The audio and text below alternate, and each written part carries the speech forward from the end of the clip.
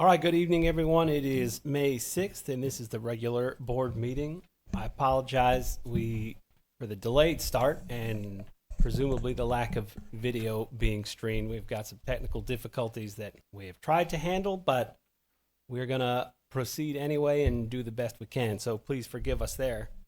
I hereby call this meeting to order, and for pledge and invocation tonight, our Commissioner Steve Crisp is going to lead us.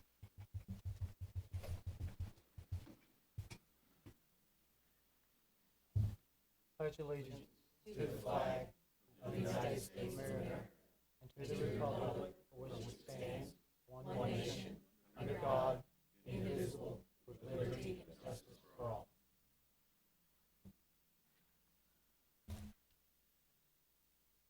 Dear Lord Jesus, we thank you for bringing us all here and allowing us to lead for this beautiful town.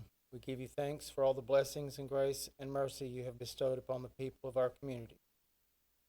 We lift up our town of Andrew to you today. We ask for your blessings of prosperity, that our community may flourish and grow. We pray for the wisdom of our leaders, that they may govern with insight and compassion. We also ask for the knowledge and understanding for all the residents, that we may make informed decisions and live in harmony. We pray that we all do and say is pleasing to you and your plan for our lives. Also, we pray for the good health of all our families and friends. In Jesus' name we pray. Amen. Amen. Thank you, Commissioner Crisp. Yes, sir. Thank you for the... All right, we've all seen the agenda. Are there any amendments to the agenda? If not, I'll entertain a motion to approve it. I make a motion that we approve the agenda. All those in favor, raise your right hand. That's unanimous. We have several items on the consent agenda. Is there any discussion about any consent agenda items? Otherwise, I'll entertain a motion to approve it. I make a motion we approve the consent agenda as written. All right, all those in favor, raise your right hand. It's unanimous. It is the first meeting of the month, which means we have public comment. Anyone may speak on any issue. If you want to speak at a public hearing, which we don't have tonight, before speaking, please state your name and address. We ask that you limit your comments to 3 minutes so we can keep the meeting moving. And we also want to remind you that as a general rule, we won't respond to your comments right here, but we may direct you to town staff or some other way to make sure it gets handled. Has anybody signed up, Liz, tonight? Is there anybody that would like to make a public comment that hadn't signed up? All right, then we'll move on. We have a presentation tonight from... We have a budget amendment revision that's on our agenda for consent. So that's a part of our consent? Yeah. Making sure. Withers Ravenel is here to present to us tonight an update on the comprehensive plan.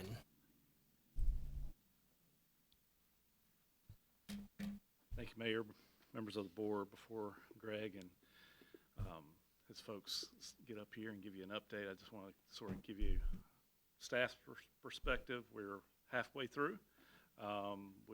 Greg's going to go over the community outreach, the survey, sort of where we are and where we're in the next steps. We've met with the steering committee a couple of times. We have a steering committee meeting coming up later this month, I do believe.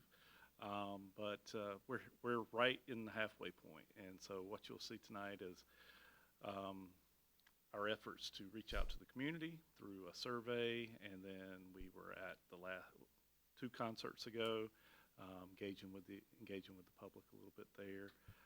But Greg will go over all that, and if you have any questions for Greg or myself as you go through, please feel free to ask. All right. Thank you, Mr. Jones. All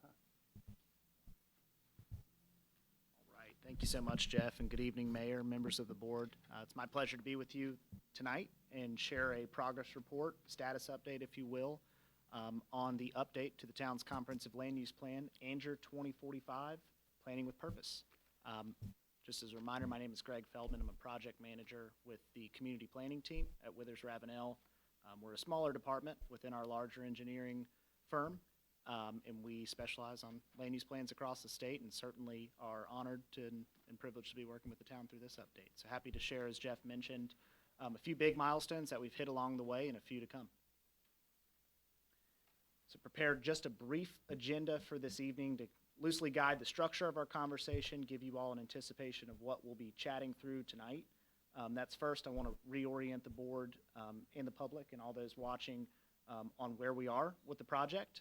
As Jeff alluded to earlier, we are at about that 50% mark, so really in the thick of the project, kind of the point in the process where we'll begin assembling the information that we've gathered so far and really getting the bones of the plan together, for lack of better terms. We'll also discuss community survey results. That survey was open and hosted for about 2 months. We heard a lot of emerging themes from the community and respondents as part of that effort, and we'll talk through a few of the metrics, such as how many total respondents we had, number of outreach methods, and a few other data collection points, and we'll actually go through a few of the questions and talk about the results that we heard there. We'll then transition into the overarching plan vision statement that was largely informed by results from that community survey and interactions with the community.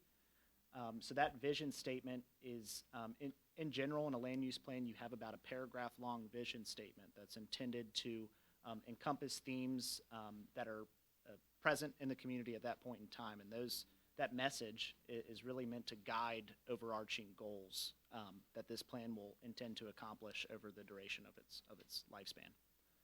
We'll wrap up and talk a little bit about next steps and questions, kind of the roadmap from here.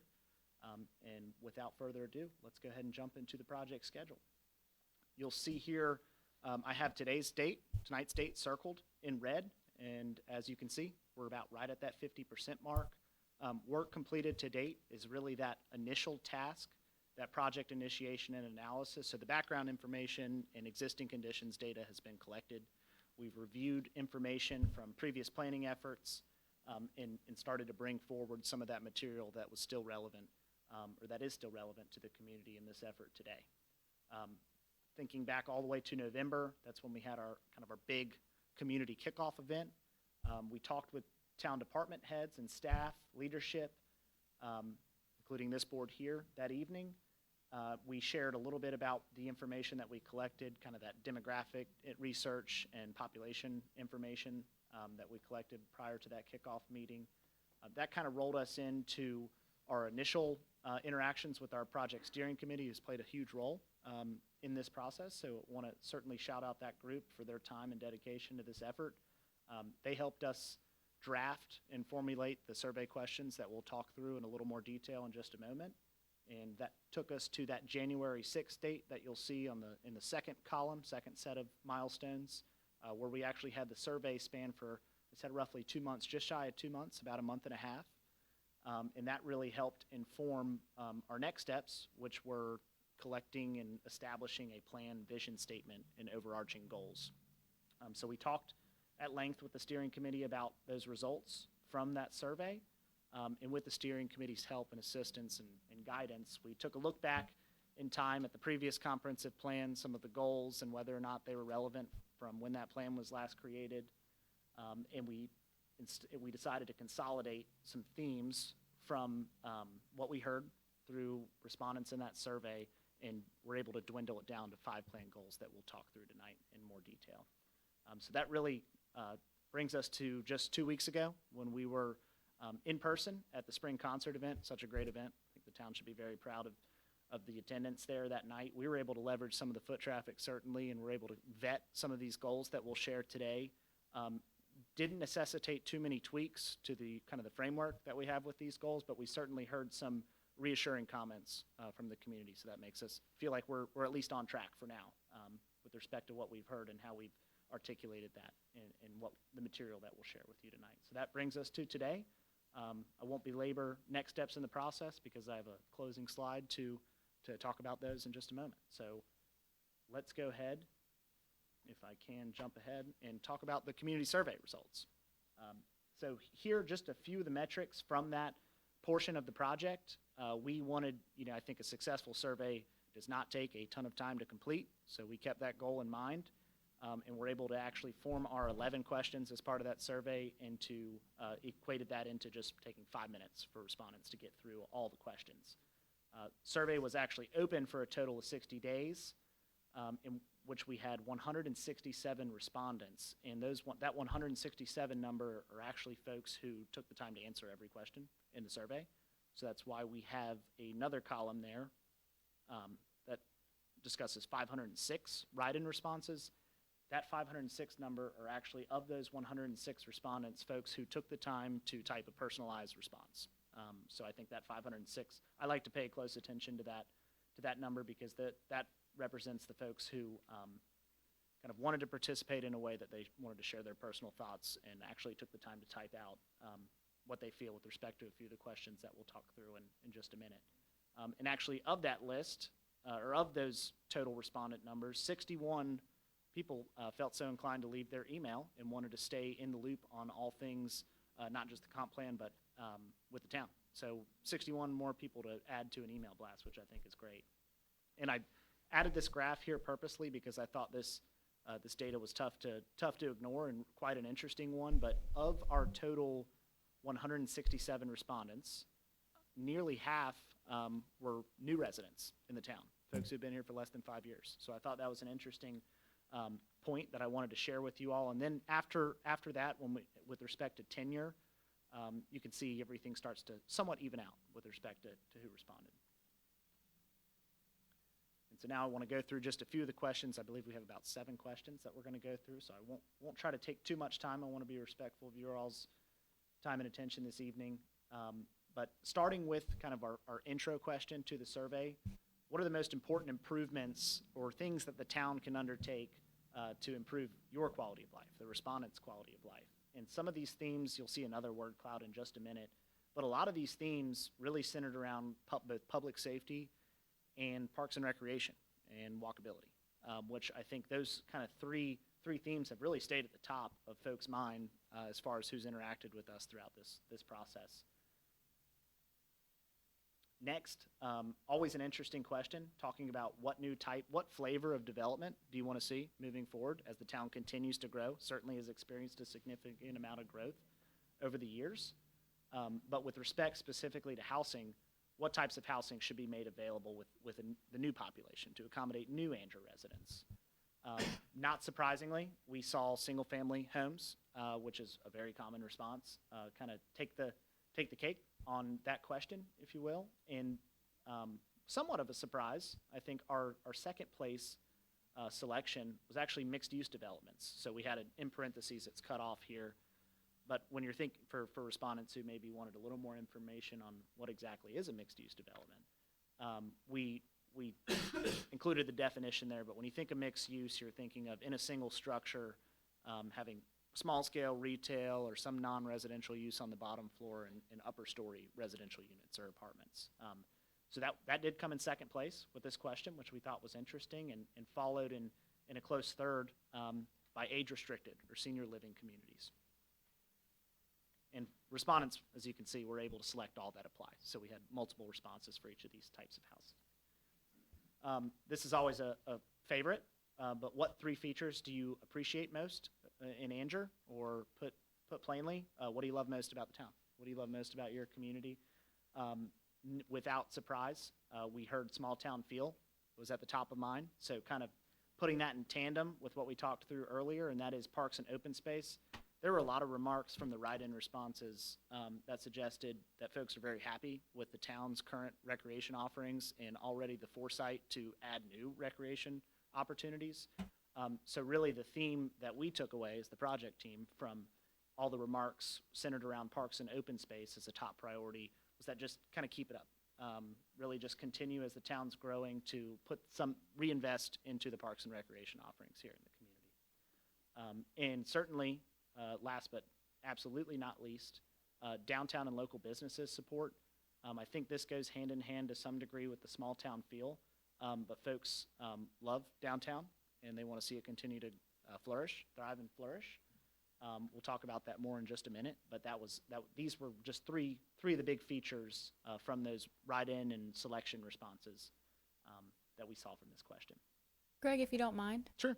I love the word clouds. Okay. I Well, think we I'm do a too. visual, so I really like seeing among the responses those common words, those common themes. 167 is a low number, but it's people that took the time and I really appreciate the addition of the word clouds. Being a part of the steering committee, this is my favorite part of that. So Absolutely. thank you. Absolutely. Well, we like to show more and tell less. I Yeah. think this is a definitely a good way to do that.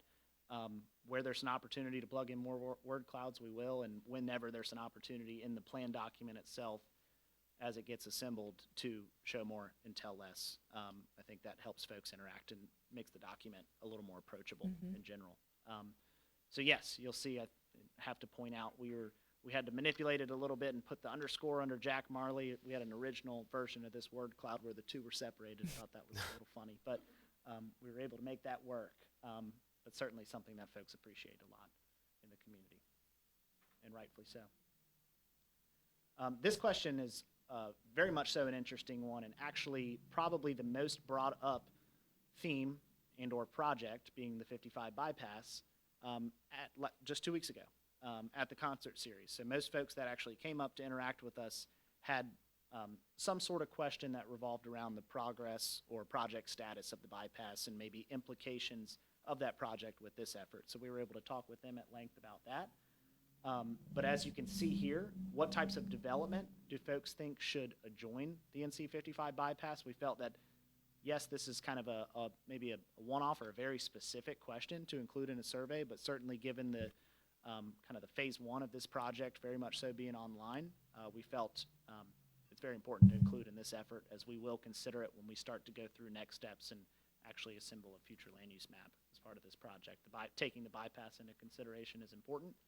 I think we were excited to see that commercial uses, sort of non-residential uses in general, are what folks desire along that piece of infrastructure, which is certainly an appropriate, in terms of land use considerations go, certainly an appropriate land use to be located along that vital piece of infrastructure and heavily trafficked piece of infrastructure.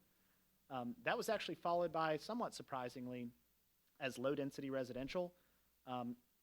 Not extremely common to see a less dense residential pattern immediately adjacent to a bypass or a piece of really highway infrastructure. So we looked also to number 3 because our steering committee actually pointed out we received a lot of other responses to this question. So what's in the other and what's in third place here? And a lot of those write-in responses were really centered around mixed use opportunities. So blending commercial and residential uses as one. And here we go with our top 3 concerns. So kind of on the flip side to what do you love most about the town? What are you most fearful for? Maybe as we continue growing or moving into the future. And at the very top of the list, this stuck out to, I think, a lot of us on the project team. At the very top of the list was preserving the natural environment. I think, if I was to speculate and kind of, I will speak for my teammates on this as well. We feel that this response was in response to a community that's experiencing a significant amount of growth. You start to see some of that tree cover disappear and go away, and I think that perhaps is what's made this top of mind. So finding ways, which we'll talk about in our goals in just a moment, kind of not only how to preserve the natural environment that exists and some of these natural amenities that exist within the community, but ways we can actually enhance it by additional plantings, open space requirements, etc. Number 2, again, not with shock here, maintaining and creating a vibrant Main Street. So really a vibrant downtown was the goal here. Definitely a concern of the future. So what does that entail? Really making sure that lively uses are really approvable or permissible in the downtown area to kind of keep that foot traffic steady there. And then Parks and Recreation and Public Safety were in a dead tie. So again, I think you're seeing some consistency across the themes that we heard from this survey result, and you will continue to, I think, make that connection as we get into the plan, vision, and goals. But I'll jump through this one just a bit. What's your relationship to Anger?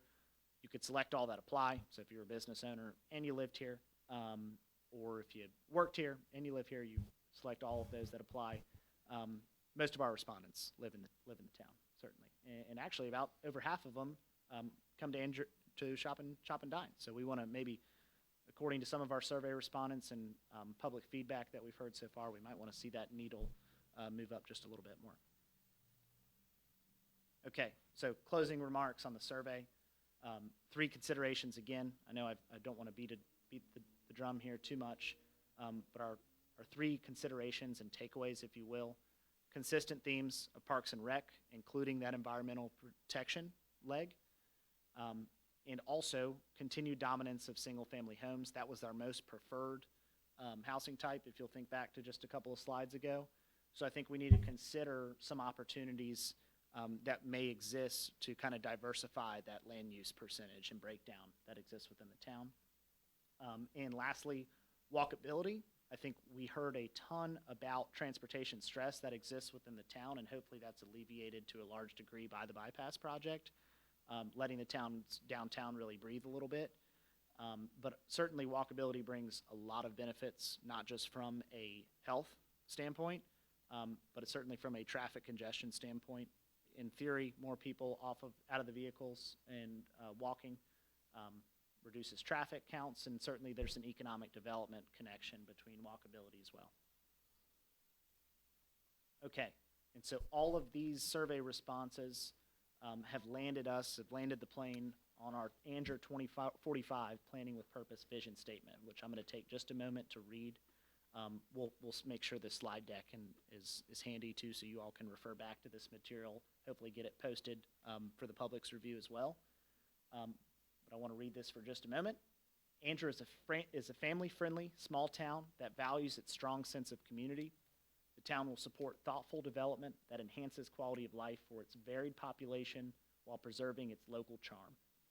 ANGR will prioritize improving transportation routes and supporting economic growth through new commercial and mixed-use development with an emphasis on opportunities related to the NC 55 bypass. ANGR will continue expanding and supporting parks, recreation, and walkability. So I think you can probably make the connection that this, very much so, this vision statement was informed by what we've heard through the community so far. So now I want to jump ahead to I would think is a very exciting portion of this presentation, and certainly something that's certainly a portion of the project that really sets the stage for the assemblage of the plan and kind of our guide from here, our guiding rails, if you will. That is our 5 plan goals that encompass that community feedback that we've heard, as well as staff direction. And we've landed on 5. Those are natural spaces and recreation. So what's under that umbrella? Improving mobility, thinking about multimodal transportation, walkability enhancements, managing growth, preserving character. That's that small town character preservation and small town feel aspiration that we heard from the community. And then investing in services, which really encompasses and really reflects a growing community. As you continue to grow, your growing population's needs diversify or change and evolve, maybe is a better word. So putting that reinvestment back in town services.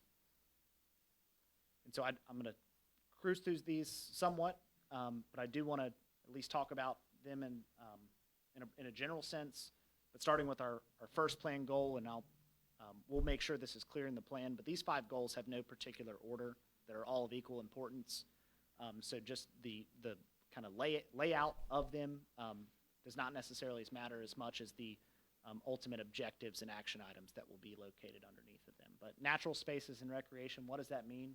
Well, that really speaks to preserving and enhancing what exists in terms of a natural amenity and recreation facilities, but also as you experience new development, what can that new development bring that benefits the town from a natural spaces and recreation standpoint? So, i.e., open space requirements, taking maybe another look at those within the Unified Development Ordinance, finding ways to maybe require more preservation as part of new developments and just more thoughtful maybe development pattern and approach to conservation.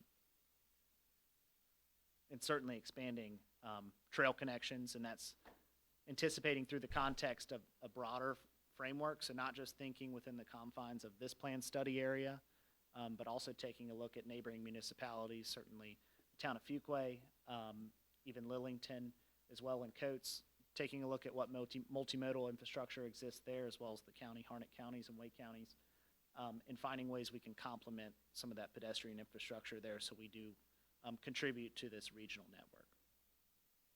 So improving mobility somewhat speaks to what I just left off on, but that's really talking about enhancing Andrew's transportation network from a multimodal standpoint, which in turn mitigates vehicle congestion.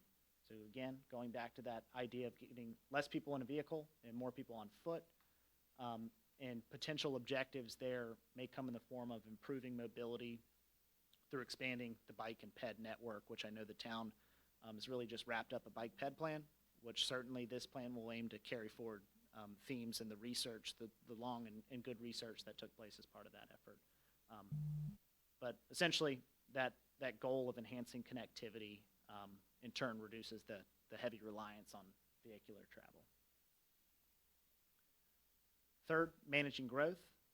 So as the town continues to grow, what types of new uses do we want? Do we feel that we need in terms of maybe from a tax base standpoint, or maybe just from a healthy balance standpoint, and a variety of housing options and shopping options and non-residential options in general.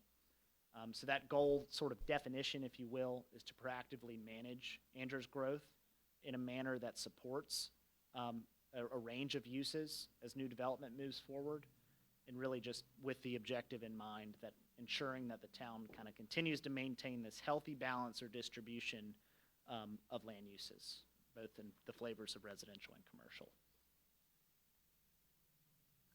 Preserving character, I think this one somewhat speaks to itself, but we heard there was a large takeaway and a big sentiment of ensuring that the small town character feel of Andrew is kept and maintained.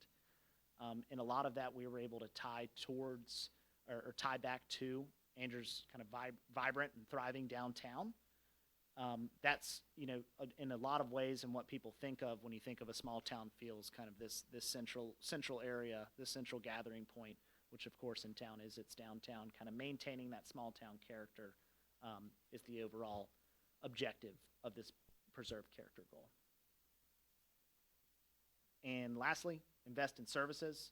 We talked about this one just at a high level, but as you continue to grow, having that reinvestment from the new expanded tax base back into the community, of course, which I know the town does an excellent job in, but continue to take and monitor who are the new folks that are moving in as part of these new developments in these new neighborhoods, and what are kind of the needs of this evolving and growing community, and continue to invest in that. But also thinking in terms of certainly infrastructure, wastewater, water infrastructure, making sure that we're looking through the lens of new development in a way that we have infrastructure there to support it or will.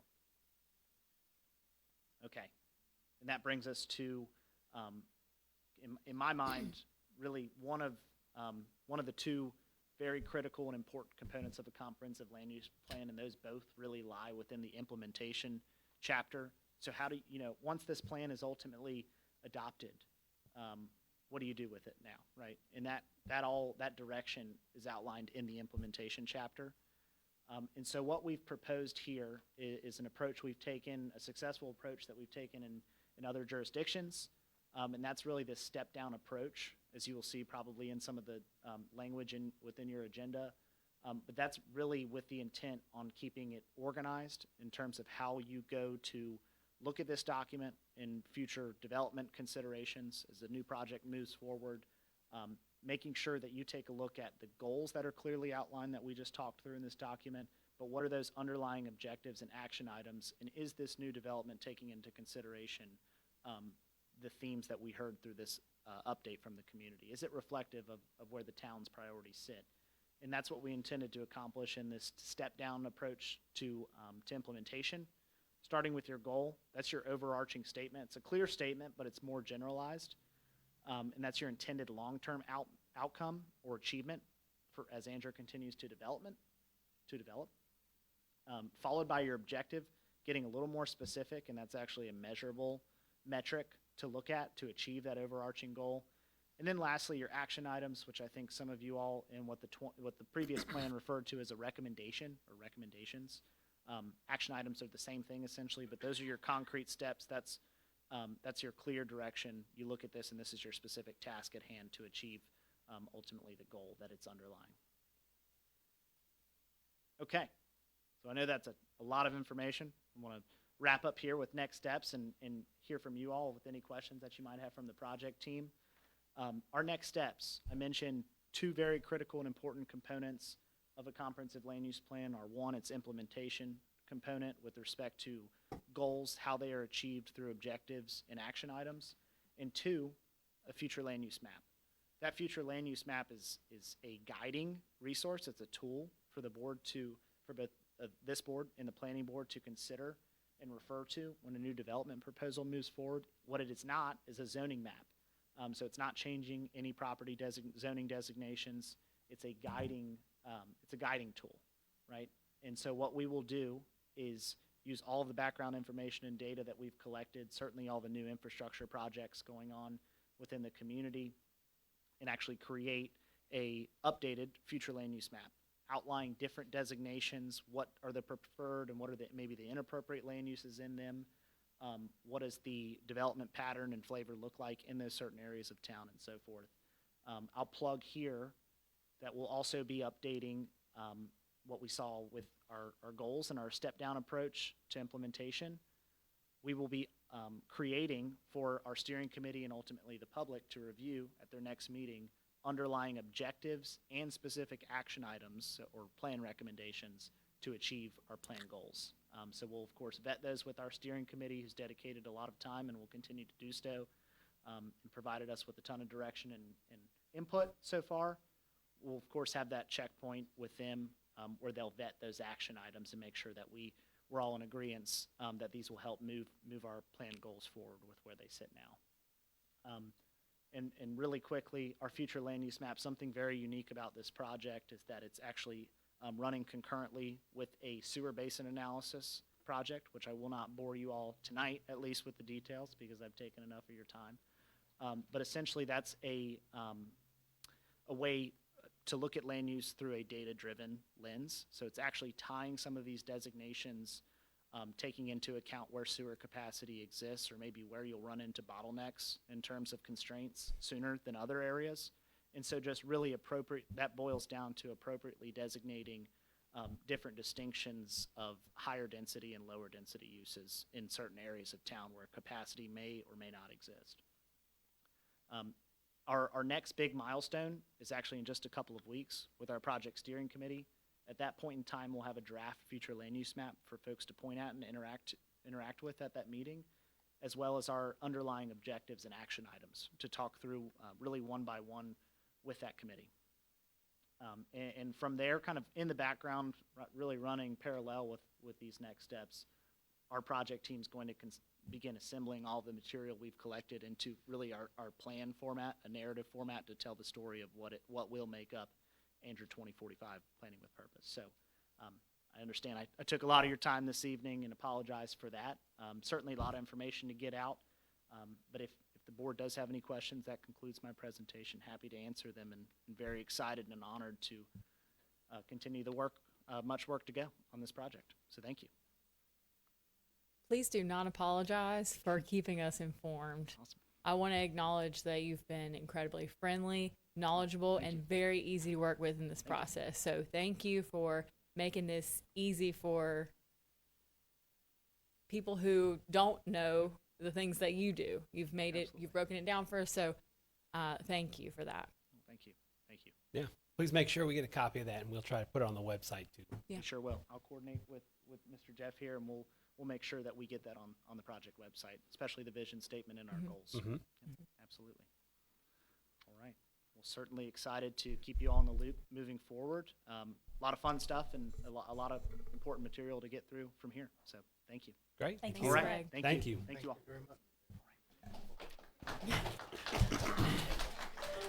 I don't even get applause, so I mean that's You something. got to bow. Jeez.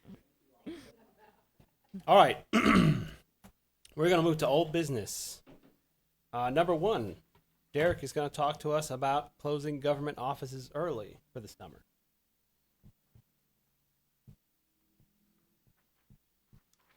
Good evening, board, mayor, everybody. I brought this up at the budget retreat, and it was kind of mine, Lee's idea, and the employees didn't bring it to us. We actually brought it to them. And so I was wondering if you guys had, you've had about a month to mull over this, and if you guys had a decision for us. And we're anxious to hear what that decision is. All right, so to be clear for anyone who's not followed it, the proposition is between Memorial Day and Labor Day to close government offices, front desk operations at 2 p.m. on every Friday. That is Right. correct, yes. All right. Any discussion, questions? Well, it's not uncommon for some municipalities to have summer hours. So, I think they work hard enough during the weekday. I think it yep. would be a benefit for them and us. And the town is not losing. They're still getting their hours. They're reducing their lunch Monday through Thursday from an hour to 30 minutes. Correct me correct. if I'm wrong, Derek. And Friday they would not take a lunch. 'Cause they So would they're be still lazy. getting their 40 hours. It's just we're doing a little bit different to try to reward their hard work. And the reason we felt like this was something that they deserved is they don't get to take lunch together like, Parks and Rec gets to take lunch together a lot of times. Public Works gets to take lunch at the same time. Somebody's always got to be at the front desk at the town hall, so they have to, coordinate their lunches accordingly. So rarely do they get to go and have lunch together. Sometimes, we try to close the town hall when we're having special events and functions for them, but this was kind of, the idea is to kind of reward them because they never complain about anything, and they did do work really, really hard, and it's just kind of an idea that, we came up with to just let them know how much we appreciate the hard work. Well, they do an excellent job, and we're very fortunate to have. Absolutely. I'm in favor for it. I'm concerned that our citizens are not being considered in this. That every Friday at 2 o'clock means that Friday evening, Friday afternoons, folks are not able to come in to town hall because it is proposing town hall and the planning department. I value greatly staff. I was kindly disappointed to see this being the first agenda item because I didn't know that this was necessarily how I wanted to start the meeting. Not to be a Grinch. Every Friday seems excessive to me, Well, it's just for the summer. It's not every Friday for the rest of the year. It's just for the summer. which is how many months? 3. How is their workload normally? And I asked the on a ladies. Friday. Yeah, so I asked them, is there any Fridays where it's like cutoff day and none of this affects any of that? Because they would have made that clear to me, hey, we can't do it, because of this, and this. So, I mean, it doesn't affect anybody that's going to get their water cut off or some issue with that. We hope. We don't, I mean, I can't say that there's any information to say that it won't. It could. It could. For what it's worth, I share kind of the same reservation, and that is the only reservation I have, which is to say, as an entity, Town of Anger exists to serve the public. I mean, really, that's the only reason we're here. And I kind of, if it was up to me, I'd give them every day off and still pay them. I know it's hard work, and I certainly appreciate them, but it's kind of like, if my bank closed at 2 o'clock on Friday, I don't go to my bank every Friday at 4 o'clock. Hardly ever go to my bank. But I would assume that they're open normal hours, and so that's the only reservation I have is, are we still serving the public during quote bankers hours? I don't have a vote unless there's a tie, but I would say that, and if it didn't pass, then perhaps we could find some other way of rotating staff so certain ones get off early or not, so they're just like the lunch, so there's always someone there who could help the public if they needed it. So That's what a lot of municipalities do closer to like Greenville and all that. They do like every other week. Like they have like 10 on staff. Mhm. 5 does one Friday, Mhm. and then the next Friday they don't come in, Mhm. and they rotate. That might be option just for summer. Something like that would alleviate any concerns I had. We've got somebody there to help the public if they need it. Right. I like every other Would that work better for than the board? every. Yeah, Okay. because they could at least still plan on, doing lunch and everything. They just have to figure out the dates and time. How many staff members do we have in the town? Well, there's 3 that work up front, Mhm. and then there's 7. Is that right? 7? 7 total. Could the town run for an afternoon with only 3 of them? Yeah, I mean, absolutely. I mean, I've talked to the staff up front, and I have proposed that everybody be cross-trained that works in the town hall to be able to take water bill payments and handle any issues that come up. If in case there's an emergency, one of them is on vacation, the other one has to go pick up their kid because they're sick or whatever. So we're starting that process about everybody being cross-trained. So that way, if somebody has to go home, we got nobody there up front, we can pull somebody else, whether it be Liz or Veronica or even me. We can figure that out. I mean, that's what we're trying to do now is start that process of getting people cross-trained. And that way, we don't get put in a pinch regardless of what these summer hours are. Yeah. I'd be much happier with a rotating thing so that some of them could still get those Fridays off, but we're still serving the public. Right.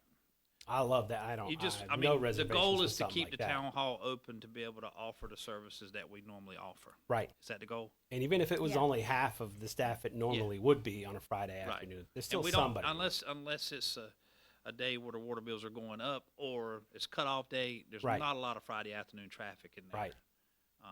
So we could, I feel certain we could run a skeleton crew to accommodate, like a rotating type shift.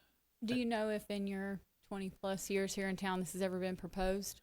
Not that I know of. I'm just curious because we're at our largest that we've ever been up until this point. I was just curious. Assuming that the board was in favor of a rotational thing, that's something that you guys could handle amongst We could staff, right? implement that, yes. We wouldn't need a board decision to weigh in on. Not unless you guys wanted to do that. That would be it. I think we could handle that. But that's it's y'all's discretion always. I'm not. I hear on the rotating thing. I really don't mind if it's everybody at 2 p.m. as long as it's every other Friday. I like the thought that they could have an opportunity to gather together and it not be right, after business hours, after a long week or a long Friday. I can appreciate the camaraderie that they have. They have relationships with each other. They work together. So is it an option that, beginning May 23rd, it be every other Friday until September 2nd? That town hall closes at 2 p.m.? Well, I would still be very disappointed if I was planning to do business in town, happen to be that week as a person out in the public, because they wouldn't necessarily know what that schedule is. Right. I don't. Yeah. Well, it would definitely have to be posted and advertised, and I think. Yeah, I'm kind of. If you want my opinion, I would prefer the rotating thing and just keep Within the town office. Skeleton crew. I would prefer that over every other week Mhm. because everybody will get confused. I Yeah, think that's more I'd go confusing forward with because that. we're still going. The You- the citizens are going to know the town hall's up until 5 o'clock. Yeah. They don't know that 2 or 3 people's going home at 2. Yeah. And we can move people around, whatever. We just got to get them cross trained. That's all. Mm-hmm. So are we I going to mean- set the number of employees that'll be in town hall on those skeleton Fridays? And will that be all day Friday or will that be beginning at 2 p.m.? That too. Half of them leave at lunch. I'm asking. So half of them leave at 2? So That's something you guys could schedule out. yeah, so we've got 3 and half 3 would stay, 3 would leave. I'd be content for you to work that out internally amongst staff. I think the Yeah. most important thing for me is there's somebody there during normal hours. Right. How you arrange it and how you do it. And we've got a part-time person that we can set her hours accordingly, and she's very accommodating, and she can do everything up front that our full-time people can do up front. So, I mean, we can get that worked out to where, you know, I don't think services would suffer any on a Friday afternoon for 3 hours. Mhm. If that makes I'd be sense. interested to I mean, try something like that for the summer, and then summer aside, if it works out well, it doesn't, something like that wouldn't have to be a summer only thing. Yeah, I mean, we can address it again in the Yeah. fall. I mean, it's not, and it may be something that, you know, once we get into it, it may not work out. Mhm. You never know. I mean, Well, if it doesn't, bring it back, because I got other ideas too, but I like that one the best. I don't know that because we're not closing town hall that this even requires any kind of motion from us. No. I mean, that's going to be something that the manager and the assistant manager Absolutely. manage You within guys on their need staff. to work it I out mean, internally and I don't. work it out. I Right. think it'll be okay. I get you just want y'all want our blessing, right? Well, I think we Always. would have to motion to close town hall. I think that's appropriate. But if we're not closing, right. we're staying open. That you're And going it's to our really discretion on how many people are there. Exactly. Yeah, as long as somebody's there to, Yeah. I wouldn't leave Yeah, one. I You don't don't leave have one. I'm not problem leaving with one that. person there ever. Okay. Don't worry. You don't have to worry about that. Do you want a motion on that, or are you content with? I think that there would be no way for us to navigate a motion because how am I going to dictate how I you agree. do it? Yeah, I mean, I agree. I don't think we need a motion since Okay. the hours are not changing. Yeah, I agree with that. I- It would, I it would think take that board it's action to just close something that town we hall, can- but Right. not. You know, we can work out amongst the staff Mhm. and I get think- their feedback on what they want to do and how they want to do it. And- well, you have my blessing on Yeah. I I just, working think- it out. yeah, I between- mean, we're not going to leave one person up there Yeah. by themselves. Okay. That's not going to happen. All right. All right. Thank Thank you, you, guys. Gary. Yep. Thank you. Thank you. All right, we'll move on to number 2, Brandon. We are going to discuss the electronic welcome sign, and we have to pick a color. I don't know if that, it might take us a long time. You know how we are with colors on stuff. All right, good afternoon, Mayor, Board.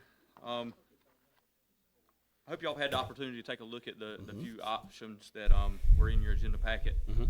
So there's a few different color schemes there. Just need a little direction on what you like. There are 2 different designs, one with kind of like a V front and then one squared on the front. And these are preliminary designs, so, we can always change something later on, but I do need something to put together in the specifications to put this sign out to bid. So that's kind of where I'm at with that. And once we get those bids back, I'll bring that back before you for approval. This sign, similar to the sign that's at the square in Billington, in front of where the, oh, I'm sorry, is this sign planned on being the same as the informational sign that's in Lillington Better. at the Yeah, hopefully town better. square? Hopefully better, yeah. Yeah, but similar, yes, sir. Right. Yeah. So, they can advertise events, he's got, for example, Crepe Myrtle Festival up there, whatever we got going on in town at the time. Yeah. Yeah. Well, as a person that have been on the road for 40 years, 43 years as a salesperson, a sign is a 2 or 3 second commercial, Absolutely. because unless you stop and look at it, you just see the instant and then it's gone. You got to read more of it. You got to turn the block and come back and keep reading the sign. So the information on it has to be planned accordingly.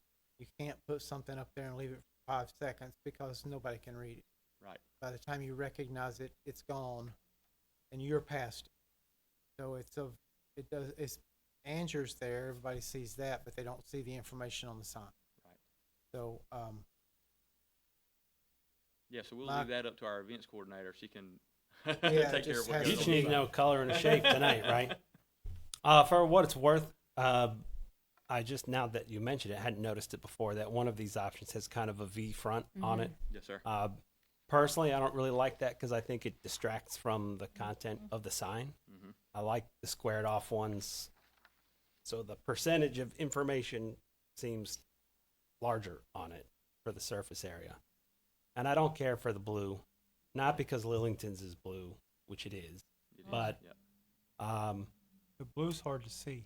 I like the maroon one, and I'm okay with the beige one.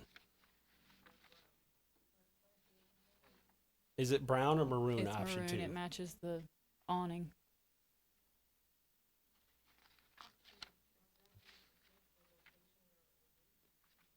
Yes, it is. That's the plan. Yeah. Yes, ma'am. So Will it completely block the drive? You won't have, you'll have one Yeah, little so- parking space that's So unusable over there? the plan is that those parking spaces rarely get used at the library, so the plan is to actually block the entire area there so cars cannot get by it. And they can use that for, whatever space they have with not events, but, some of the things they got going on with the library. They got a little community garden over there that they maintain, so they can use that space for other things.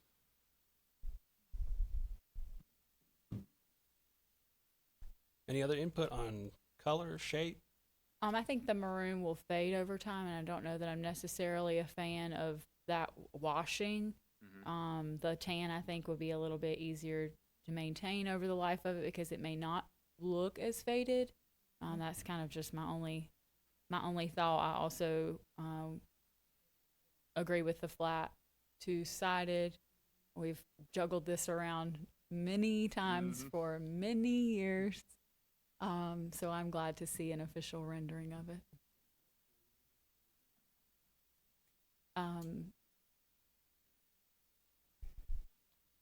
Yeah. Jim, what do you think? This is kind of your wheelhouse. It is, yeah. So I'm curious to know your thoughts. I'm partial on the beige. Yeah. Because I think that it's, like Chabelle said, that it's gonna, over time, it's not gonna fade. Mm-hmm. And Like I think, I said, this is preliminary. I mean, Yeah. this is just something to start with, so we can, always adjust. You knew this was going to be like a 20-minute agenda item when so you I brought it to. presented this at the budget retreat. Y'all had plenty Yeah. of time to. yeah. I also, with the town of Crepe Myrtles being below it, we've mentioned branding and things like that. Is that going to be concreted onto it? Would it be an option to maybe leave that off and just do Andrew and the seal? It's been proposed that we, The other yeah. thing is, what sign is what size is the LED sign going to Mhm. be? It's gonna be both sides. Two sides. Well, what size? Oh, sides. Yeah, Okay. because seeing how big Andrew is, Yeah. I figure we try to make maybe Andrew a little bit smaller and make the LED a little bit larger. Yeah. Once we get further into the design, there'll be dimensions on the final product. Okay. You're trying to before we get a take it out spec for bid. out. So yeah. Gotcha. I'm sure we'll make it proportionate to where we can, see the people can see it Mhm. as needed. LaRue? I'm like with them, I don't like the viewpoint. Mm-hmm. It says flat on both sides, and I like the beige, because I think, like they said, it's not gonna fade as quickly. Mm-hmm. Plus, it matches the buildings. So. And it does, Mhm. yes. With that maroon, it just kinda slaps you in the face. Mhm. Steve? I'm good with the beige. That does make a big difference. The bigger the informational sign, the better, because again, it's just a quick. You see a date and you're like, whatever you pick out is all you're going to see. Right. If you need more information, you have to just continue to pass by the sign, and eventually you'll get all the information. But the bigger that would be better. Okay. Understood. with that, I make a motion. We adopt option 1, flat Okay. All right. And beige. and beige, option 1. Mhm. Yep. Okay. All right. All those in favor, raise your right hand. It's unanimous. All right. Good deal. Thank you, Brandon. Thank y'all. Thank you. Appreciate it. That blue was off. All right, number 3. Derek, you're going to join us again here to speak about capital project ordinance. Yep, this is the core water distribution replacement downtown.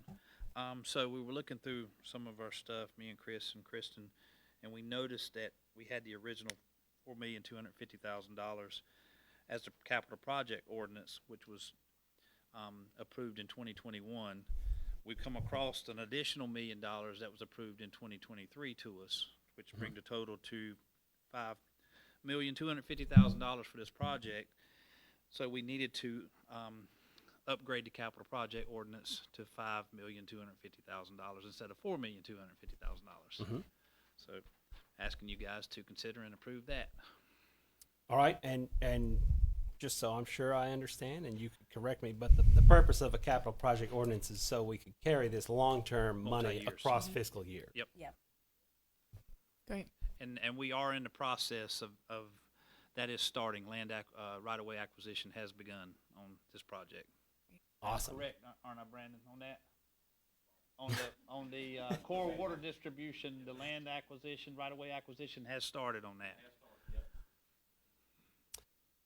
All right, any questions for Derek on the capital project ordinance? Not, I'll entertain a motion.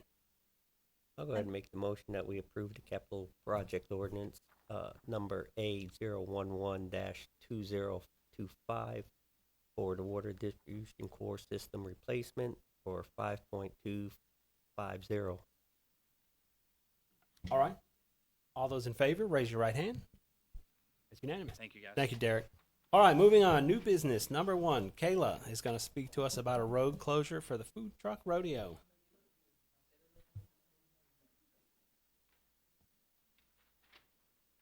Hello. Hey. So I am here asking for a road closure for the food truck rodeo next Saturday. I'm asking to close North Willow Street from East William Street to Wimberley Road just during the event. So that's going to be 11 a.m. to 4 p.m. We have about half the parking lot reserved for the food trucks, so we anticipate needing a little bit more parking. And this is the same closure that we do for trunk or treat, Yes. all the park event. Correct. All right. Any questions for Kayla? I know that it's soon, but I just want to make sure that we will be able to get that road closed on that day for that time. I make a motion to approve the North Willow Street closure for the May 17th food truck rodeo from 11 a.m. to 4 p.m. All right. If there's no discussion, all those in favor, raise your right hand. Unanimous. Thank you, Kayla. All right. Number 2, Derek, you're back again. We should really group them. Because then you sit again, and then Lee talks, and then you come back again. Yeah, I don't know. I think It's the clerk good. might it's, be thinking I need some exercise or something. It's good I don't for know. you. It's good for you. Yeah. All right. I didn't do the agenda, so. So as we talked at the budget retreat about an handicap accessible playground, we have implemented that plan, and we have a design, and we have a cost, and we have a way to pay for it. Wonderful. All we're looking for now is approval from you guys, and I hope, it is our hope that we get that pretty quickly here. All right, I will make. motion. Oh, go ahead. I have one question. I make a motion to approve the proposal I from have an Carolina idea. Recreation and Design in the amount of $69,741.32. Can to begin the everybody do it at the same construction time? playground. Okay. The motion is noted. A serious question. Yes. Is there space in this plan to expand it in the future to add more equipment? It looked pretty spread out. Probably. So the goal, as you know, we've got a new park that we will be starting construction on sooner rather than later. The goal is to put an even bigger handicap accessible playground in the new park as well. So All right. the answer to that would be yes. But the ultimate goal is to put a bigger, nicer playground, handicap accessible playground in the new park. Even though this one's not going to be nice. This one's going to be really nice. Okay. Just I want to do, make sure. I do have one question. Is there going to be an additional area of the sidewalk that has a ramp up to get to it? Yes, as we get into construction, then we'll figure out the best place, the most strategic place to add a couple handicap spots for ramps. Okay. That is on the. That's been the plan. expressed to me. Yes, Mm-hmm. we're from the definitely going to public do to that. do that. Yep, that's going to be part of the process. We wanted to wait to see exactly how their layout goes, and then we can bring in a contractor to cut out the sidewalk and put some ramps in and add a couple handicap spots right there by the playground. Perfect. Is that something that we would have to do if we needed more going forward? We would have to do with a motion, or is that something that the Public Works would just do if they needed? I don't know if we get Public Works to do it, but we would all work together on that. Would not need a motion to add those 2 handicap spots and a ramp. It would no. just be if if they became needed because Absolutely. of use. Yes. Mhm. I mean, that is the plan, is to add a ramp and a couple handicap spots close by the new playground. Well, I'm glad to see it coming to fruition. I'm glad to see that we have found money in this fiscal budget to pay for it. And it is my understanding, and I hesitate to put dates on anything, my understanding that it could be done relatively quickly. Talking to the playground company, they said, and we will be sending them the purchase requisition and purchase order tomorrow morning. Mhm. They said probably 8 weeks. Okay, Wow, So perfect. that's good. that's the good. goal, is hopefully June 30th or first week of July at the latest. That's fantastic. All right, we have a motion to approve it. So if there's no further discussion, all those in favor, raise your right hand. That's unanimous. Thank you, guys. Thank Thank you, you. Garrett. Thank you. Don't go too far. Lee, you've got number 3, which is the 4-way stop that's being proposed North That's Broad right. Street and I West believe I've Wellington. spoke to each one of you about this issue Uh-huh. at some point or another. Citizens and staff have expressed concerns regarding the safety of the intersection at North Broad Street East and West Lillington Street. A 4-way stop has been suggested, but to ensure the town does not have liability, a traffic study is highly recommended. I'm coming before y'all tonight just to get a census of the board to move forward with getting estimates for hiring a consultant to do a traffic study to see the best course of action for making this intersection safer. We do have consultants on standby that we can call. I believe a traffic group is a part of that.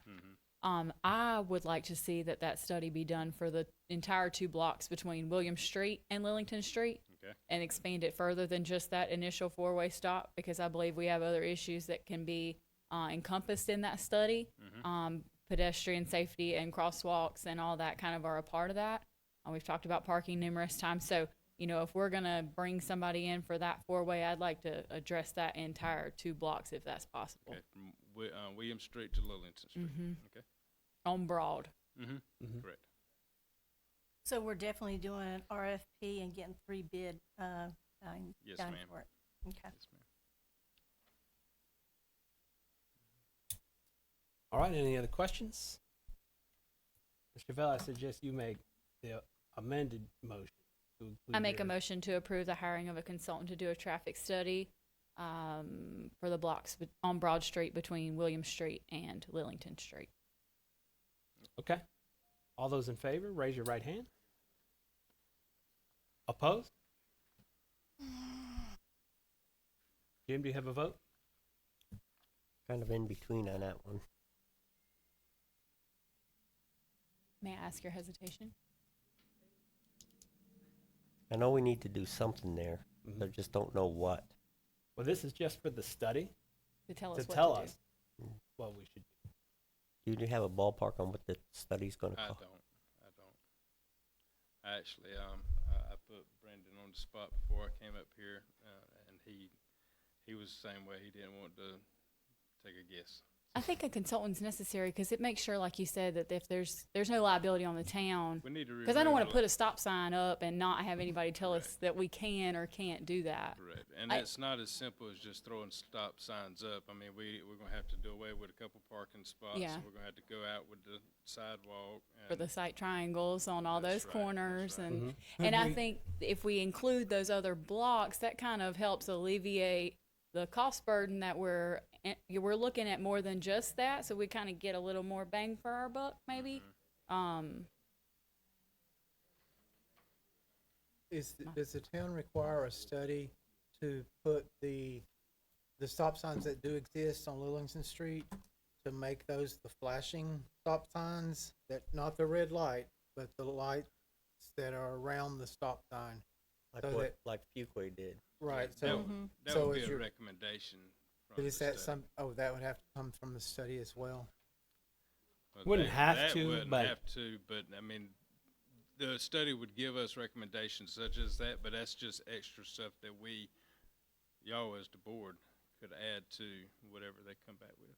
Because it is an uneasy intersection, a lot of people, I notice that it's already being a little bit treated as a four-way stop, and so there's a lot of A lot of people hesitation. stop, yeah. There's a lot of hesitation there because it is, a busy corner on all four sides, especially when we have concerts and stuff going on. The parking on the other side, I definitely like the thought of somebody giving us a check on yes, I guess my concern is losing parking spaces. We're limited in parking spaces now. We have to put a stop sign up there. which is why I propose that we extend it to the 2 blocks, because we can, bring up some of those concerns in that study and have those be acknowledged. I think we could check a lot of boxes with that study, including the other 2 blocks. Or all the way down. Is it possible when we have events in the Depot Square, is it possible to plan ahead far enough to close that intersection when we've got congestion, when we know there's going to be congestion, just like we do for the other streets? I'm sorry. Is it possible to plan ahead far enough when we have an event in the park or in the Depot Square that's going to create more congestion, that we close that intersection to allow for the pedestrian traffic, and it's known that it's closed, there's no worry about traffic going through there, so that's my What only about Friday issue mornings at is- 8 o'clock in the morning when it's... Yeah, and anytime we close anything, if it's school hours, we got to reroute school buses. Right. It's a lot to ask. And if I was a business owner, I would be upset about somebody cutting off traffic in front of my business for certain things. So We were celebrating Jimmy's retirement, and there was a 3-car crash there on a Friday afternoon at 1 o'clock. So Well, you're the chief of police. I'll ask you flat out, and with your experience in dealing with traffic in this town and that intersection specifically, do you think that at least a study of this area is justified? I do think a study of this area is justified, and my personal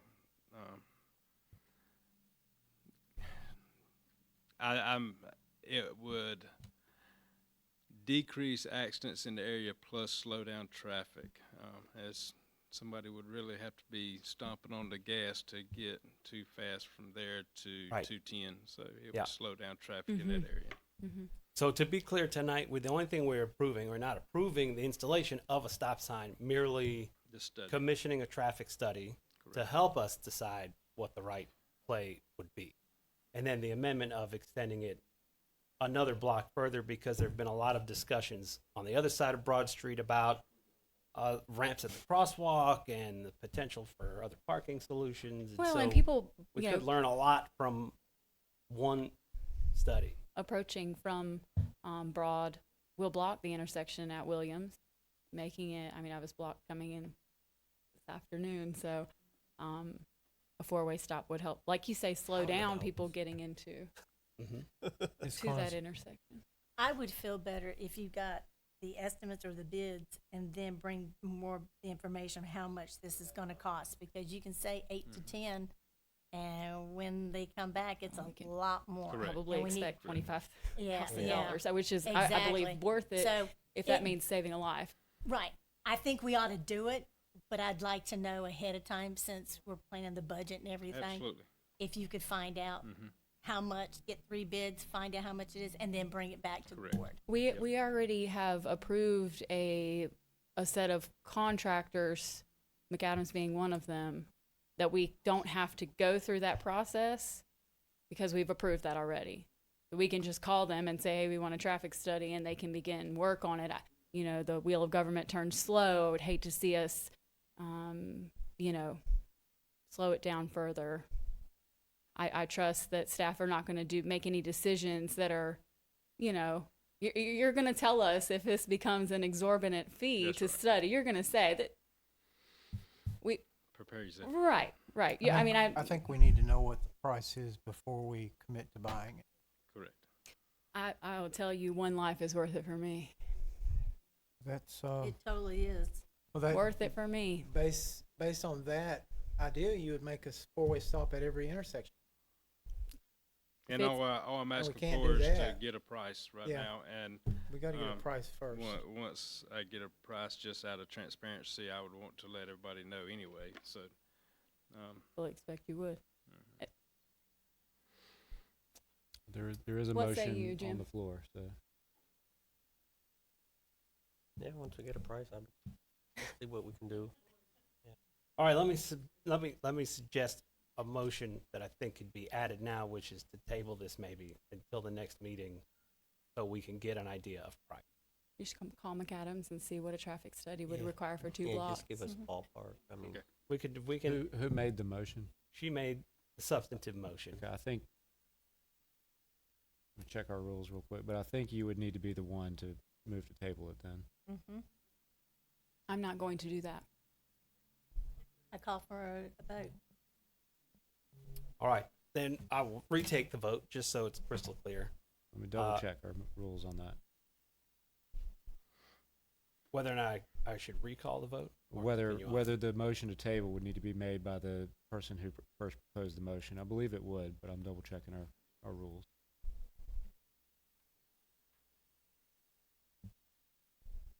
I agree, we need to do something. The member who introduces a motion may Well, withdraw the we're motion. slowing that down, unfortunately, by, I'm not trusting staff to keep us informed of the process.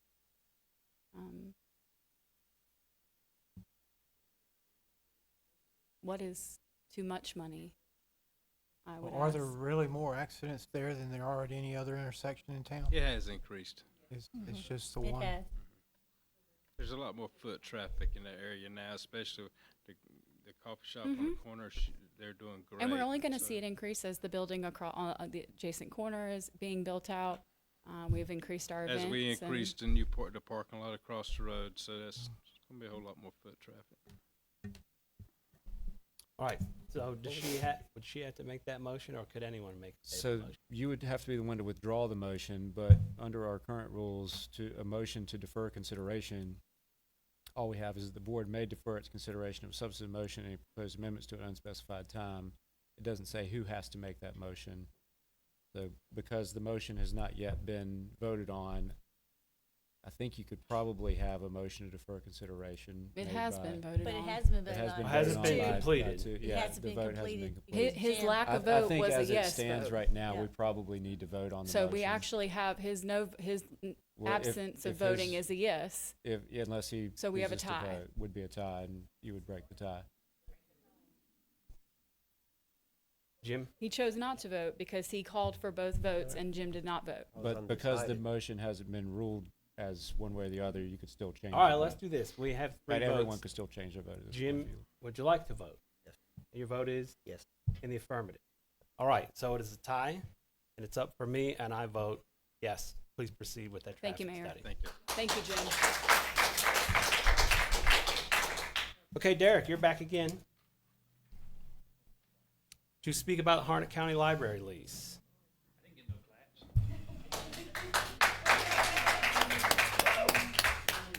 All right. I gave you guys some nighttime reading at the budget retreat about our Harnett County Library that uses our facility. And I am here to get direction from you guys on how to proceed with this. So the floor is you guys. All right. First, to clarify, in the agenda packet, there's a section that's highlighted that speaks to utility payments. And it is my understanding that the library, based on the square footage of the building that it is leasing, is responsible for that percentage of the utility payments. Is that how it's being done currently? They are not paying anything in utilities. Okay. So according to To number my 16, knowledge that I've seen, they have not paid anything in utilities. according to number 16, and Dan, you could correct me if I'm interpreting it wrong, but I read 16 to say that they are responsible for their percentage. If they're leasing 50% of the building, they're responsible for 50% of electricity, gas, sewer, and water costs. So if they haven't been doing that, that already exists And, here. and maybe we have not been invoicing them. Mhm. I don't know. This is something I came across Yeah. the last few months, and I I'd wanted be to bring it curious to to your know. attention. You know, just to kind of get y'all's feedback on how y'all want to proceed with Mhm. this. My opinions otherwise, and I had a couple other notes, but overall, I'm happy that we have a library in town here that we're not having to staff. It was only a couple years ago that we had town staff that managed the library, and then it was turned over to the county. They have a $0 lease for the space, but they serve our community just like our own library did. I would want to make sure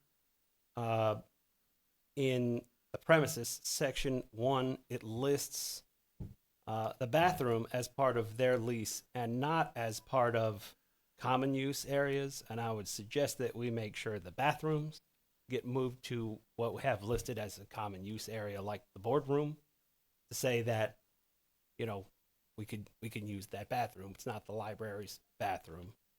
I read that as far as scheduling, because I know this has been a concern, that if the town does not have it scheduled on the calendar, then they could schedule it on the calendar.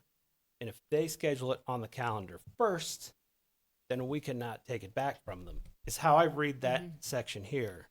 And so I would want to make sure that perhaps we amend that to say that we have the final say on use of the boardroom if we have an emergency meeting or a special called meeting or a budget retreat, that we have the authority at least to say, I'm sorry, I know you had something scheduled, but we need the boardroom. Right. And I don't remember, forgive me, Dan, which section that was in, but I'm looking for that. Is the 3,000 square feet of space encompass the back room and that room? Or is it the entire? I don't know. Okay, I didn't know. I was trying to gauge 3,000 square feet in my head, and Yeah. I would assume it does. that sounds about right for the back. 'Cause that's I would just, think so. the side. Yeah. If I had to guess, I would say Considering yeah. this is the common room. I know we've had some concerns 21, Dan. 21. about you know, No, that wasn't the one I read. misunderstandings and use and things like that. I think that in writing those will become way more clear. Unless the library was going to start charging fees to participate, I'm not necessarily inclined to charge them rent. I would ask that, you know, respect is given for the space, considering that it is shared by, you know, the gourd room, which is open to the public, and you know, us and the public that comes for our meetings, things like that. Do we have to, if we make any exceptions to this lease, once we make a change, doesn't that require an agreement and a new contract to start over, which would void this contract as a whole? Well, at its termination, we can rewrite it. Yeah, I mean, several options. You could terminate the contract. I mean, of course, we have to give 12 months Yeah. notice of that. So you could go ahead and say, we're terminating the contract, but we're willing to renegotiate a new one. Or you could say, we want to continue with the contract, but we want to negotiate an addendum. But, you know, it's really up to the board. I think if you want significant changes to the contract, you're probably better off saying, we're going to not renew this contract, but we're willing to negotiate a new one. I make a motion that we do not continue and give them the 12-month prior notice, and then offer to renegotiate a contract that is amicable to both parties. All right, any discussion? And All- hold on one second. By no means do I want that library to move. I mean, unless it was going to some beautiful new building and they were able to expand their space and do all the things. I don't know that the library moving is what any of us, or I'll speak for myself, what I want, unless it was their choice. I want it to be an amicable, so it's beneficial to both parties. Okay. Mm-hmm. All right. All those in favor, raise your right hand. It's unanimous. Dan, I would like to check in to section 16 and Derek to see. 16, Yeah. I read the same way you do, that Okay. they would pay the pro rata share of whatever lease space they have, because So does Yeah, that mean we back, So one question is, how do we you need to come back? up with a percentage on that? Because we use So this, we use this building once or twice a month We for a do. few hours. we pay the electricity on this building for the whole time. Right. And so you just Yeah, take, so that's the- something this the says agreement- based on their direction square on. footage. The agreement's pretty clear of the space that they are leasing. It defines each room of this building in this agreement as these are the spaces they are leasing. These are the spaces they have common use of that they're not leasing. So you would take the building footprint and carve out whatever rooms are not listed as what they're leasing, which would be the boardroom. I don't know if the back hallway counts, and then divide it square footage wise into, all right, your lease has been 60% of this building. And then I imagine it would be enforceable 60% of back, the back. cost I of- imagine You would if be we're able to so back bill them. inclined to be back paid it, because it was clearly part of the agreement. And If we they're haven't, in if we violation haven't of been contract. paid. Yeah, I I mean, would I think need, that- I need to do a little research on Yeah. that, but I'm pretty certain we haven't been getting paid for utilities Okay. on this. And I only lean on that because it's right here Yeah. highlighted Yeah, in I the mean, agenda. that's how I read it, and that's why I wanted to bring Yeah. it to you Yeah. guys about, because, And then just to get some clarification. yeah, and I too, so we've already done the motion and vote, but I Yeah. would like to, in the spirit of revisiting this, to clarify the concerns we have and sign another one, All is right. what I would like to That see works. happen. All right, thank you. All right, thank you, Derek. Let's see where we're at. So the motion was to To- send the library a cancellation, a 12-month notice of cancellation of this contract Yes, with an offer to renegotiate. I don't know if that was part I think of that it. was part of the motion. Okay, I hope it was. Okay, that was my And intention. that's certainly the spirit of what I Yeah. think the board. Okay. We are going to move to staff reports. They're all in the agenda. Do any staff? I did ask Dan to just give us some information as far as some changes that's happened with Facebook and how long they store videos and whatnot. So Please. Sure. So as y'all know, we live stream our meetings through Facebook Live. Facebook has decided as of February 19th of this year that they are only going to archive live stream videos for a 30-day period. Now that doesn't really affect us it'll affect us because the meetings will disappear after 30 days. We do archive them on YouTube, so they'll still be accessible for people to watch, but they will not be stored on Facebook simply because Facebook has adopted a new policy on storage of live videos. All right. So, So the we'll only real information that could be lost as a result of that is if someone is commenting on a meeting Mhm. on Facebook Live, those comments are not going to be transferred over to YouTube. So, Yeah. but there's not much we can do about that because it's a Facebook. We couldn't be storage held thing. liable for a loss of a We're post not the if one it was the deleting platform. anything. It's Facebook will not store it longer than this period of time. I remember when Liz brought that to us, I think it had, gave you a notice that it was going to happen. And so you started to, take them all onto a hard drive and then transfer them over to YouTube. And I even mentioned to her that it probably would be in our best interest to move to streaming solely on YouTube. Right. So that it's not more of a headache for her to have to download and re-upload. I know, for example, our budget retreat was a super long video because there was so much of it. And while we know that it exists, I don't know that, if YouTube wanted to take all that video or whatever, it was a lot. That was a long day. I would be favorable, especially considering that we've brought up tech in our budget, that we see if IT would, move us to YouTube. That way, if people do comment on the YouTube, it's preserved there. And you can make a notice on the social media of the town acknowledging that, we're live streaming on YouTube. Here's the link to our YouTube, and make sure that, you're subscribed and do all those things. Get a thumbs up of Derek saying subscribe now. So, but yeah, I think there's a better way. Are the comments that are made on our social media, are they required, public information? It depends on the nature of the comment.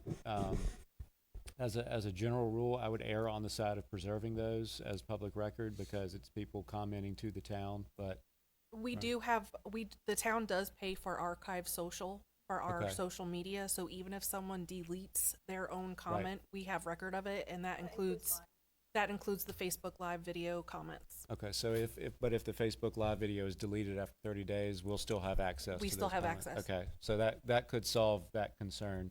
They Can may we- not be readily accessible in the same way that they were. But they're available for we'd public still record have them. request. Yeah. So yeah, I think that would be one potential solution is we'd have archives of those, I guess, but you know, Or would we ideally just they'd promote remain- our YouTube page versus promote our Facebook Live page?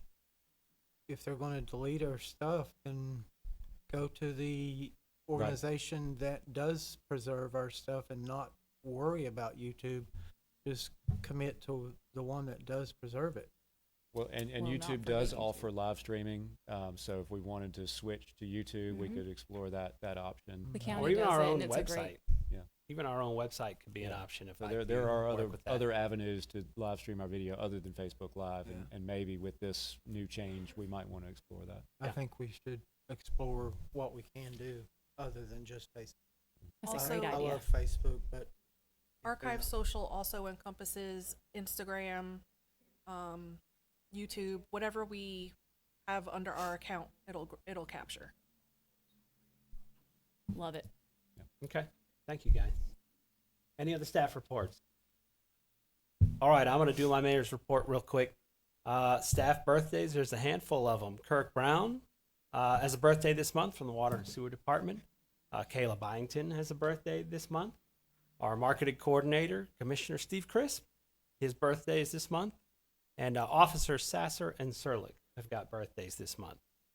Staff anniversaries, we have got two, Feliciana Ratnazar and Jackson Holder, have been here for a year this month, both of them. And if Jimmy was still here, he would have been here for 29 years this month, but he's not. Oh, forget it. Sorry, Jimmy.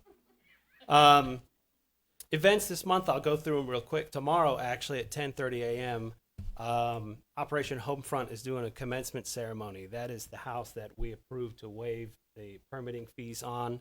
They're doing a commencement ceremony tomorrow at 10:30 a.m. at 274 Thistle Patch Place. That's where the house will be built. Our concert series, we've got one Thursday night with Jordan Rayner, who I've heard has been on The Voice. Thursday, May 22nd, will be Rad OG. May 17th is our food truck rodeo that we got the closure for tonight from 11 to 4, Jack Marley Park. I'll be there for sure. Special Olympics Torch Run is also on May 17th. You can find more information on the Andrew Police page for that one. And there is a ribbon cutting for Glamorama on May 20th at 1 p.m., which is at 59 West Smithfield Street. This time I'll open the floor if any commissioners have got anything to report on.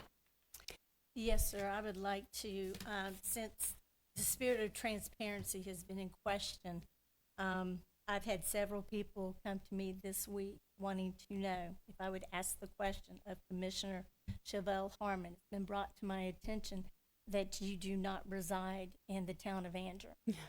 You actually, and the reason I'm asking, and I want it on record, is because I went to your place to discuss this with you as a courtesy. And when you were not there, I went to your neighbor, and your neighbor, it came out of his mouth. He said she is paying the rent and the water, but she has not lived here for several months. So with that being said, you have to reside in the ward that you represent to be a valid commissioner. That's the law. So I'm- that's why I'm bringing this to you. I'm really glad that you brought that concern up. I would have absolutely answered the phone had you called me, which you do not do. Well, I- since this is a public concern, you do it Yeah. in public and not behind closed doors either. Absolutely. Absolutely. I don't know how to prove to you my residents. Do you sleep there every night? Do you sleep Yeah. there you sleep here? The You question I stay- think is for Dan. What is the burden of proof to classify that somebody lives It's in town? really a Board of Elections issue. It's not something that this board can really take up. Right. Absolutely. Right. It's, I'll be if happy there's a to complaint that's, go to the Board of sent to the Board Elections of with you Elections, and they would supply any investigate information that. that they require in That's order to fine. prove my I'm residence. just, that's fine. I was just asking the question because I had several people ask me that this week. Thank you. I Because you appreciate brought out that. about transparency. I'm glad to be able to express that to the public. I am so glad that you Transparency can. is so important. It is. So we just want to make sure that you're abiding by it. Great. Thank you. I also have a report. I was invited by the Central Pines Regional Council, which is an organization that we're a member of, to participate in a parking conversation. We have monthly meetings that we attend, and this was kind of like a pre-meeting discussion. I was able to sit with the town of Apex, Holly Springs, Wake Forest, and there was one more. Forgive me. She'll get me. Anyway, we were able to talk about some parking concerns and hearing from towns like Apex and Holly Springs about what they've done to address parking in their growing towns was really nice. I know, we kind of feel like sometimes that we have individual problems that feel like big problems for us, but towns that we neighbor and that are larger and sometimes even smaller than us have overcome those problems. So it was nice to share ideas and hear about things they've done and things that we could do. I think we have a lot to learn from each other, so I really like being a part of that group. I'm thankful that the town allows me to be that delegate. That's all I have. I've also attended a couple of School of Government classes recently that were very enlightening as well. Thank you. That's all I have. Thank you. Anybody else? All right, then. I believe we are ready to entertain a motion to enter closed session. I make a motion we enter closed session to discuss pursuant to North Carolina General Statute 143-318.11A5 and 6 to discuss land acquisition and personnel. All right. All those in favor, raise your right hand. We're adjourned for now. Thank you, guys.